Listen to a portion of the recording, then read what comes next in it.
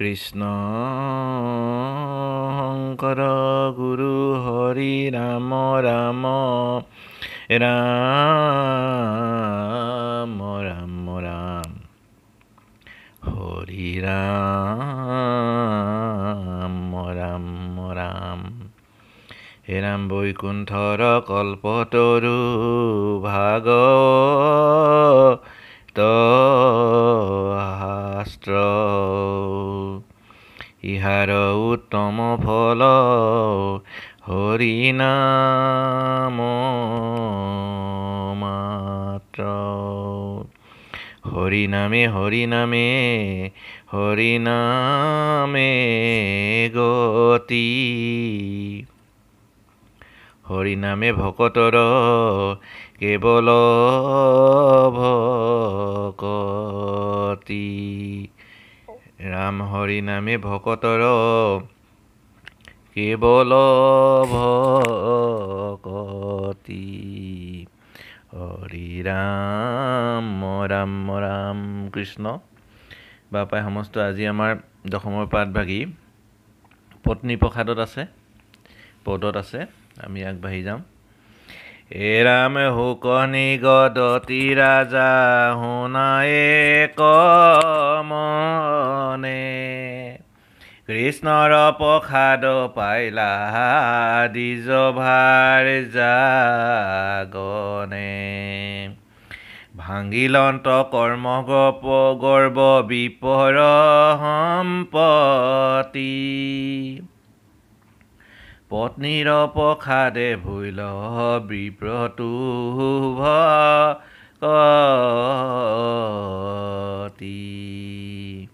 অনন্তৰয়ে ৰাম হমে দৈৱকী নন্দনে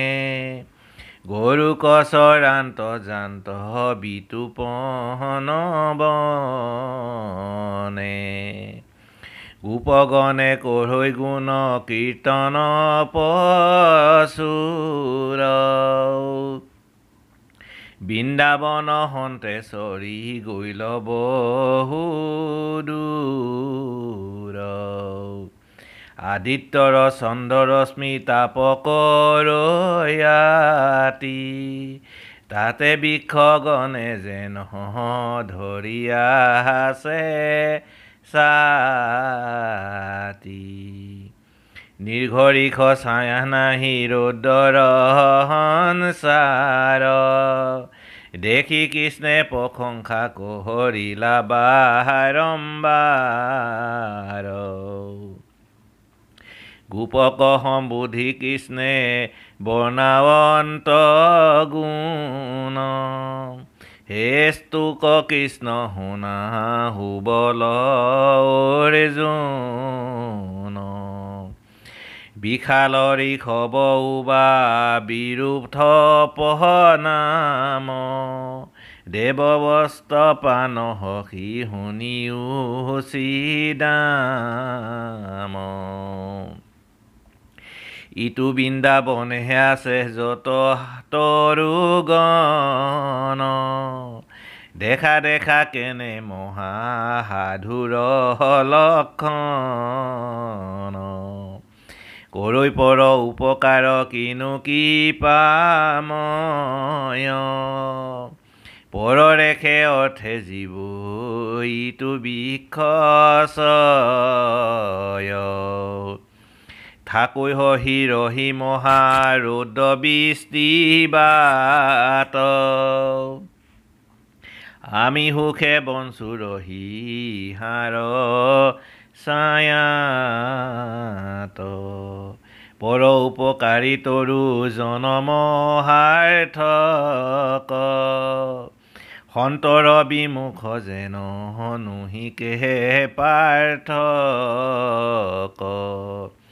বাকলি পল্লৱ মূল পত পুষ্প ফল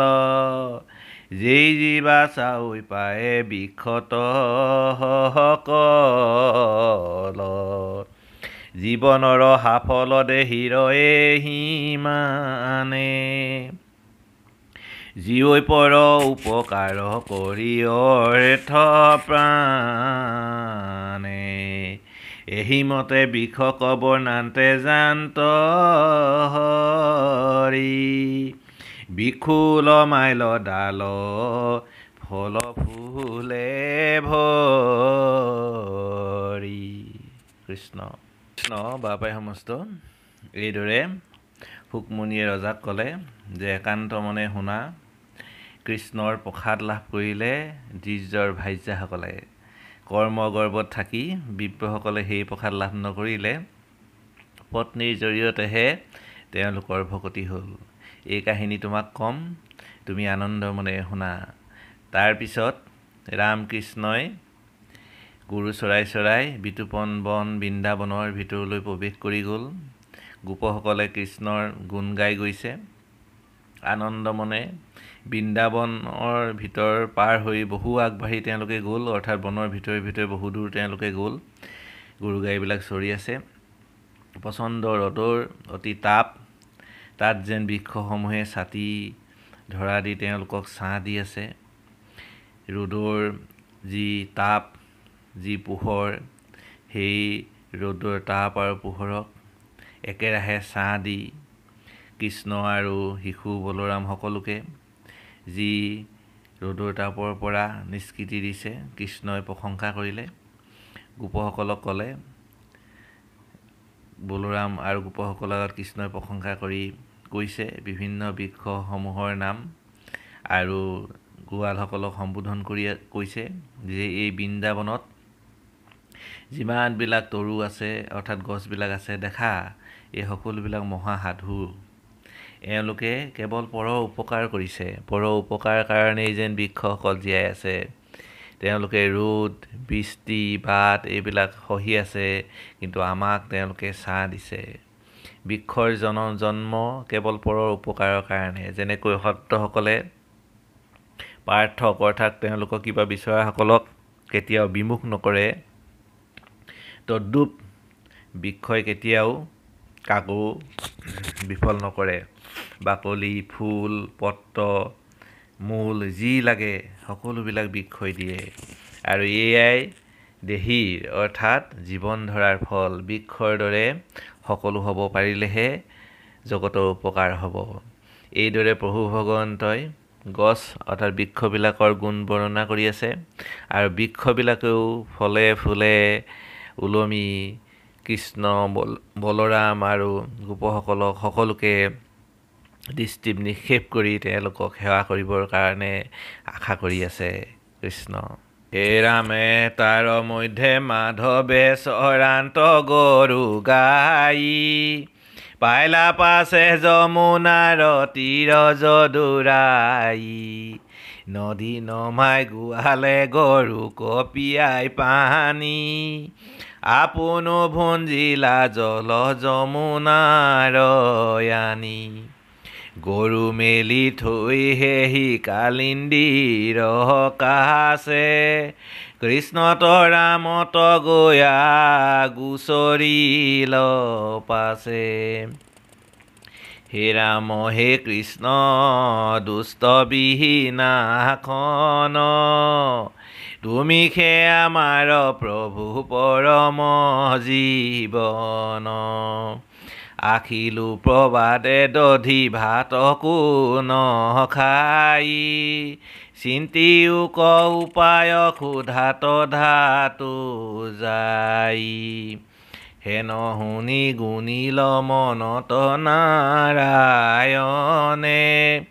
বিপ্ৰপত্নী সভাক প্ৰসাদ দিবে মনে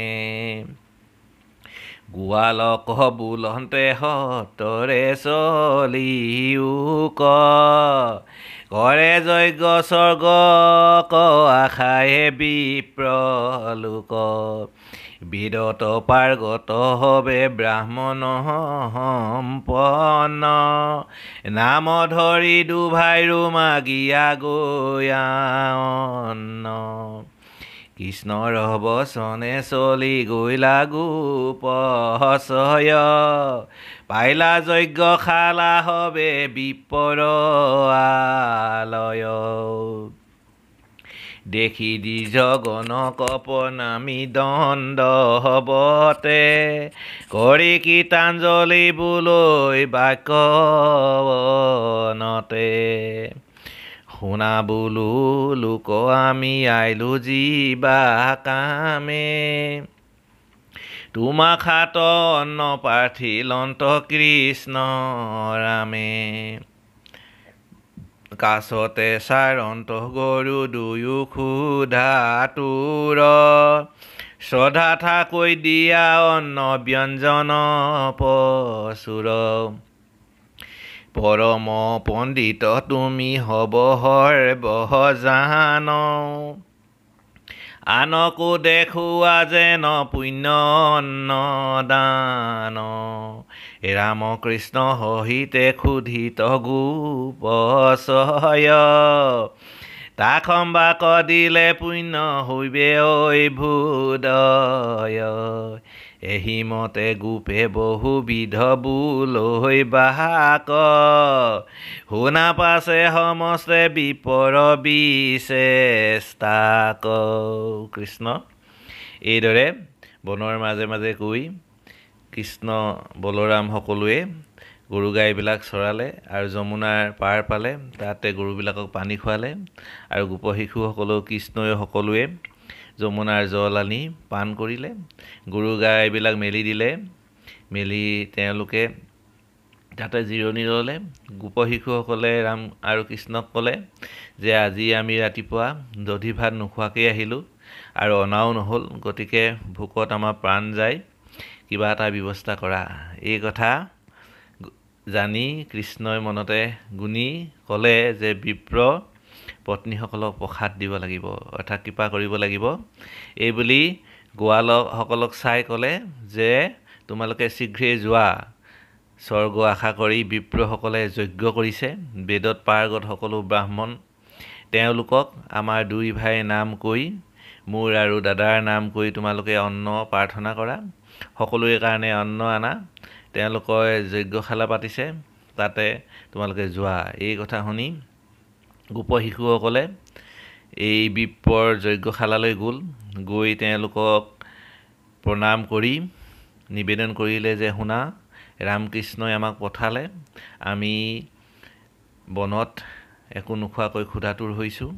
গতিকে আমাৰ সকলোৰে কাৰণে তোমালোকে অন্ন ব্যঞ্জন কিছু দিয়া তোমালোক পণ্ডিত সৰ্বজান আৰু তোমালোকে পুণ্য কৰ্ম কৰিছা এই মহা অন্নদানে তোমালোকৰ আৰু পুণ্য হ'ব গতিকে তোমালোকে এই পুণ্য কাম কৰি দেখুৱা এই বুলি সকলো গোপ শিশুৱে এই বিপ্ৰসকলক যিসকলে যজ্ঞ কৰি আছে তেওঁলোকৰ আগত অন্ন খুজি নিবেদন কৰিলে তাৰপিছত বিপ্ৰসকলে কি কৰিলে আমি শুনো আহক ৰামে কৰ্মজৰ মহা অৱগপি বিপ্ৰগণ শুনি অনুশুনে যেন গোপৰ বচন নাহি কথা কণ্ঠতেৰ কৰিও ন শান্ত দিবু বাণী দিবু একোনে দন্ত সিদ্ধান্ত কৰৈ কৰ্ম অনেক স্বৰ্গ ক্ষমাত চিত মূঢ় হয়া বোলা অন্তঃ পৰম পণ্ডিত আমি হব বিপ্ৰ মহা মহন্ত অদ্ভুত আমাৰ আগত কোন কৃষ্ণ নন্দহূত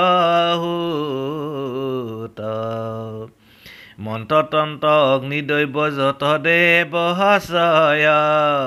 কালকৰ্ম ধৰ্ম দেশ হবে কৃষ্ণময় কৃষ্ণ তুষ্ট ভৈলেহি যে যজ্ঞ কুটিহত নগনয় কৃষ্ণ কহে ন কৰ্মৰ গৰ্বত সুধি সমিধান পাছে নপায় গোপগণ পৰম নৈৰাখে হবে কৰিলা গমন ৰামত কৃষ্ণত হবে কহিলে কথা কিবা কামে আমাক পঠাইলা প্ৰভু বিঠা আচৈ হবে বিপ্ৰগণ যজ্ঞ কয়াৰম্ভী কাৰ্যতে লখিলো হবে গৰ্বী মহাদম্ভী কটাক্ষু নকৰৈ কৃষ্ণ তোমাৰ কথা ক হেন বৈষ্ণৱ ঠাই কহ পঠাইলা আমাক হেন শুনি আশী পাছে বুলন্ত মাধৱ কোননো পাৰ্থক নতু পাৱে পহৰা ভৱ তথাপি প্ৰাৰ্থনা নেৰৈ শুনা গোপগণ বিপ্ৰপত্নীগণ তমাগিও গয়া অন্ন হিতু ইষ্টি হব মুত ভক্ত বিপৰীত দেহ মাত্ৰ গৃহত মুতে সেবান চিত্ত তা সম্বাত কৈও আমি আখি বাহাৰ কথা লাগে মানে পাইবা অন্ন নাহিকে অন্যথা কৃষ্ণ বাপাই সমস্ত এইদৰে গোপ শিশুসকলে বিপ্ৰসকলক নিবেদন কৰিলে কিন্তু কৰ্মজৰ বিপ্ৰসকলে গোপৰ বচন কথা তেওঁলোকে নাই শুনা তেওঁলোকে চকু মেলিও তেওঁলোকক চোৱা নাই দিব বা নিদিব একো নকয় মহাকৰ্মৰ অহংকাৰত স্বৰ্গ পাম বুলি তেওঁলোকে নিজকে মহাপণ্ডিত বুলি ভাবিছে আমি হ'ব বিপ্ৰ মহন্ত অদ্ভুত আমাৰ আগত কোনো কৃষ্ণ নন্দহূত তেওঁলোকৰ আগত নন্দহূত কৃষ্ণ কোননো এই বুলি তেওঁলোকৰ মহা অহংকাৰ নিজকে মহামহন্ত মহাবিপ্ৰ বুলি তেওঁলোকে কেৱল যজ্ঞ কৰ্মত ৰতি দি আছে তন্ত্ৰ মন্ত্ৰ অগ্নি দৈব্য কাল কৰ্ম ধৰ্ম সকলোবিলাক কৃষ্ণ তুষ্ট হ'লে সমস্ত যজ্ঞ সিদ্ধি হয় এই কথাটো কৰ্মৰ গৰ্বত বিপ্ৰসকলে নাজানে গতিকে গোপ শিশুসকলে একো নাপায় উত্তৰ একো নাপায় নিৰাশ হৈ পেলাই তাৰ পৰা গুচি আহিলে আৰু ৰামকৃষ্ণক বলৰাম আৰু কৃষ্ণক আহি সকলো কথা ক'লে যে প্ৰভু আমাক কি জেগালৈ পঠালা এই মহা অবৈষ্ণৱসকল মহাগৰ্বী অহংকাৰী তেওঁলোকে তোমাৰ কথাক গণিতাই নকৰে এনে ঠাইলৈ আমাক পঠালা আমি নিবেদন কৰিলোঁ কিন্তু আমাক তেওঁলোকে কোনো উত্তৰ নিদিলে এই কথা শুনি কৃষ্ণই হাঁহিলে আৰু চিন্তা কৰিলে গোপগণক ক'লে সেই গোপসৱ তোমালোকে চিন্তা নকৰিবা এই বিপ্ৰসকলৰ পত্নীসকলত গৈ তোমালোকে অন্ন বিচাৰাগৈ তেওঁলোক মহা মোৰ ভক্ত তেওঁলোকৰ দেহটোহে ঘৰত চিত্ত কেৱল মুঠ তোমালোকে যোৱা গৈ পেলাই তেওঁলোকক অন্ন বিচৰা আৰু তেওঁলোকে যিমান লাগে সকলো অন্ন দিব মই জানো এই বুলি গোপসকলক ক'লত গোপসকলে এইবাৰ বিপ্ৰ পত্নীসকলৰ ওচৰত অন্ন বিচাৰিবলৈ গ'ল কৃষ্ণ পৰম শ্ৰদ্ধাভাজন বাপাই সমস্ত আমি দেখা পালোঁ মহাগৰ্ব অহংকাৰত বিপ্ৰসকলে যজ্ঞ আদি কৰি আছে এই যজ্ঞ আদি কৰি তেওঁলোকৰ অহংকাৰ বাঢ়ি গৈছে স্বৰ্গ পাম বুলি তেওঁলোকে ভাবিছে কিন্তু জগতৰ ঈশ্বৰ কৃষ্ণ যে কাষতে আছে এই কথাটো তেওঁলোকে জনা নাই কৃষ্ণ সন্তুষ্ট হ'লে যে সকলো সন্তুষ্ট হ'ব এই কথাটো তেওঁলোকে বুজি পোৱা নাই সেইকাৰণে তেওঁলোকে গৰ্ব অহংকাৰত কৃষ্ণৰ কথা গণিতা কৰা নাই জগতৰ ঈশ্বৰক কৰ্ম অহংকাৰত গৰ্বত তেওঁলোকে মত্ত হৈ আছে কিন্তু তেওঁলোকৰ সেই কৰ্ম অহংকাৰ গৰ্ব যে একো কামত নাহে সেই কথাটো জগতৰ ঈশ্বৰে তেওঁলোকক দেখাবৰ কাৰণে পত্নীসকলৰ জৰিয়তে অন্ন খোৱাৰ তেওঁ ব্যৱস্থা কৰিছে আৰু গোপসকলক কৈছে যে যোৱা মোৰ ভক্ত আছে তেওঁলোকৰ পত্নীসকল গোপীসকল মহাভক্ত গতিকে তেওঁলোকৰ পৰা অন্ন বিচাৰি আনা তেওঁলোকে যিমান অন্ন লাগে বা যিমান ব্যঞ্জন লাগে সকলোবিলাক তেওঁলোকে দিব তোমালোকে চিন্তা নকৰিবা গতিকে ইয়াৰ দ্বাৰা এই কথা দেখুওৱা হৈছে বাপাই সমস্ত যে ভগৱন্তৰ ভক্ত হ'বলৈ হ'লে কোনো বেদ পণ্ডিত কোনো কৰ্ম গৰ্ব কোনো ধৰণৰ যজ্ঞ বা আন ধৰণৰ কৰ্মৰ অধিকাৰী হোৱাৰ প্ৰয়োজন নাই কেৱল মাত্ৰ ঈশ্বৰ কৃষ্ণৰ মহাভক্ত হোৱাৰ প্ৰয়োজন কেৱল কৃষ্ণৰ প্ৰতি প্ৰেম ভাল পোৱা ভক্তি এইখিনি থাকিব লাগে গোপীসকলৰ কৃষ্ণৰ প্ৰতি প্ৰেম ভাল পোৱা, এই বিপ্ৰপত্নীসকলৰ প্ৰেম ভাল পোৱা ভক্তি আছে। কৃষ্ণ যে জগতৰ ঈশ্বৰ, কৃষ্ণ যে এই জগতত লীলা কৰি আছে, সেই কথাসমূহ তেওঁলোকে জানে। জানি তেওঁলোকে কৃষ্ণৰ প্ৰতি প্ৰেম ভক্তি নিবেদন কৰি আছে। কিন্তু বিপ্ৰসকলৰ কাৰণে তেওঁলোকে কৃষ্ণ সেৱা কৰিবলৈ সুবিধা পোৱা নাই। তেওঁলোকৰ মনৰ যি আশা, তেওঁলোকৰ মনৰ যি আকাংক্ষা, মনৰ যি ইচ্ছা কৃষ্ণক সেৱা কৰা, কৃষ্ণ বলৰাম সমন্বিতে সকলোকে যি সেৱা শুশ্ৰূষা কৰা তেওঁলোকৰ ইচ্ছা, জগতৰ ঈশ্বৰে এই ইচ্ছা তেওঁলোকক প্ৰদান কৰিছে। এইদৰে বাপাই সমস্ত আমি জগতৰ ঈশ্বৰে সেৱা কৰাৰ ইচ্ছা যদি কৰোঁ বা জগতৰ ঈশ্বৰৰ ভক্তসকলক যদি সেৱা কৰাৰ ইচ্ছা কৰোঁ, সেই পৰম ইচ্ছা জগতৰ ঈশ্বৰে পূৰণ কৰে। আমি নজনাকৈ কৃষ্ণই বা জগতৰ ঈশ্বৰে সময় সুবিধা মিলাই সেই সেৱা কৰা সুবিধাটো জনসমাজক দিয়ে, লোকক দিয়ে, বা জীৱ জন্তু পক্ষী গছ গছনি আদি সকলোকে সেৱা কৰা সুবিধাটো জগতৰ ঈশ্বৰে দিয়ে। কেৱল জীৱবিলাকে ইচ্ছা কৰিব লাগে জগতৰ ঈশ্বৰে সেৱা কৰা। গোপৰ পত্নীসকলে ইচ্ছা কৰিছে, গতিকে তেওঁলোকে সেৱা কৰাৰ সুবিধাটো পাব। ইয়াৰ আগতো কৈছে, তৃণ তৰু লতা এই সকলোবিলাকে ঈশ্বৰ কৃষ্ণক সেৱা কৰাৰ ইচ্ছা প্ৰকাশ কৰিছে। গতিকে জগতৰ ঈশ্বৰে তেওঁলোকৰ ইচ্ছা, তেওঁলোকৰ সেৱা গ্ৰহণ কৰিছে, আৰু এই সেৱা গ্ৰহণ কৰি তেওঁলোকক উদ্ধাৰ কৰিব, গোপপত্নীসকলেও উদ্ধাৰ কৰিব। গতিকে আমি গোপপত্নীসকলে কৃষ্ণই অন্ন ব্যঞ্জন বিচাৰি গোপ শিশুসকলক পঠোৱাৰ পিছত কি কৰিলে, ইয়াৰ পাছত আমি সেইখিনি পাম। বাপাই সমস্ত আমি আগবাঢ়ি যাম। কৃষ্ণ বাপাই সমস্ত আজি আমি এইখিনিতে আগবাঢ়িছোঁ। ইয়াৰ পাছত গোপপত্নীসকলে কেনেকৈ কৃষ্ণ বলৰামক অন্ন ব্যঞ্জন আদি দিলে আৰু বিপ্ৰসকলৰ লগত কেনেদৰে তেওঁলোকৰ বিবাদ হ'ল আৰু তেওঁলোকে কেনেকৈ কৃষ্ণৰ প্ৰসাদ পালে, আমি এইখিনি পাম। এই পত্নী প্ৰসাদৰ এই কাহিনীকে সাৰোগত কৰি গুৰুজনে পত্নী প্ৰসাদ নাট কৰিছে। আমি সকলোৱে সেই নাট ভাগ দেখা পাইছোঁ। তাত কেনেকৈ বিপ্ৰপত্নীসকলে কৃষ্ণক অন্ন ব্যঞ্জন আজি খোৱালে, মহাকৃপা লাভ কৰিলে। গতিকে আমিও যাতে কৃষ্ণৰ চৰণ সেৱাৰ জৰিয়তে, কৃষ্ণৰ পৰম ভকতৰ চৰণ সেৱাৰ জৰিয়তে কৃষ্ণৰ এই কৃপা আশা কৰিব পাৰোঁ,